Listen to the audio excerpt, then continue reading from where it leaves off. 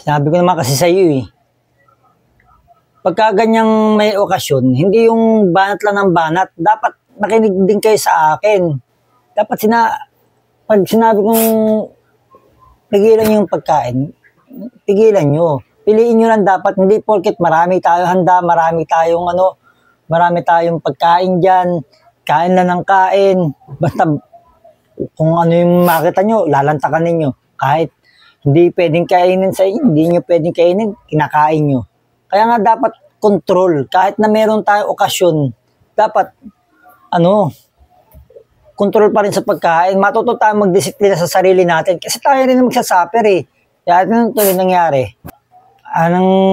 Nahihirapan kayo rin na nahihirapan. Kasi paminsan-minsan kasi, makikinig din kasi kayo. Kasi yung sinasabi namin sa inyo, para sa inyo din yan, hindi naman yan para parusahan kayo o parang inaapi kayo. Hindi ganun. Gusto lang namin maging maayos kayo. Hindi yung antigas-tigas ng ulo nyo eh. Kaya sa susunod, makikinig ka sa akin. Tama na yan, ingay mo. Hindi ko na mapanood yung pinapanood ko eh. Ingay mo, kanina ka pa. Sermon ng sermon. Sinesermonan ko kasi si Una kasi nga antigas ng ulo eh. Sinabi ko na nga kasi na pagka ganyan may mga handaan, wag lantak ng kung ano-ano pagkain. Yan tuloy. Umakyat na kayo at ako hindi ko na maano yung consent yung pinapanood ko na iyak. Nakakaiyak yung pinapanood ko eh. Akyat na kayo. Umiiyak kayo. Ay, yung suwebay kong drama yan, nakakaiyak.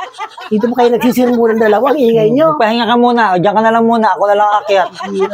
Kaya makinig ka sa akin ha. Yung mga sinasabi ko sa'yo, para sa'yo yun.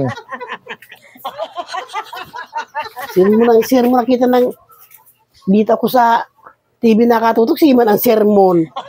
Tuloy na wala na tuloy yung imot-imot dito sa pinapanood ko. May bahay naman kasi kundi hindi doon mag-sermon dito pa sa bahay sa akin. Hiro to ah. Ngayon, unang lagat to ka ngayon. Unang lagat to ka ngayon sa bagong taon sa ulo mo. Nagagawan mo.